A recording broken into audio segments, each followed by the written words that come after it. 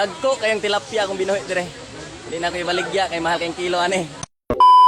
Oh, matik, another day, another vlog, another lara sa karsada. Kaya ato na to, ang usa sa mga inila nga laaganan diri sa Sikihor, kining balete fish pa. Atong tanaw, unsay nindot pa din he. Oh, matik, kuha kapjo cellphone, kapjo video, kapjo tanaw-tanaw, istorya di ba bate? Kapjo, ato makita nga video ay la balete, atong sudlon.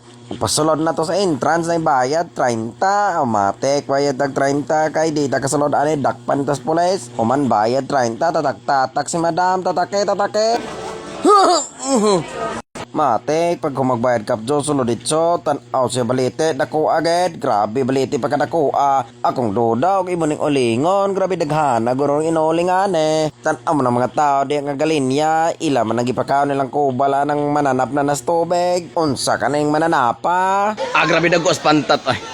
Ay nakakita ng gimog pantat pakit unta mag syokoy ay dara ay kapote ga shades na pang syokoy. Well, ako na una ko grabe may ka-enjoy anilang pagkaon nilang kubal ng mga isda. Ay unsa kahagsoyan tanig baligya. Pero mas maayog yo dog ato ning ipailas mga tao unsa ning isda Ay hala sige sugdi baligya na. Tuloy 50. Barongoy 80. Tilapia 120. Ay sa 30 pesos nga entrance ma-enjoy nimo kabugnaw sa palibot og sa pinakan sa isda kay grabe ka gilap.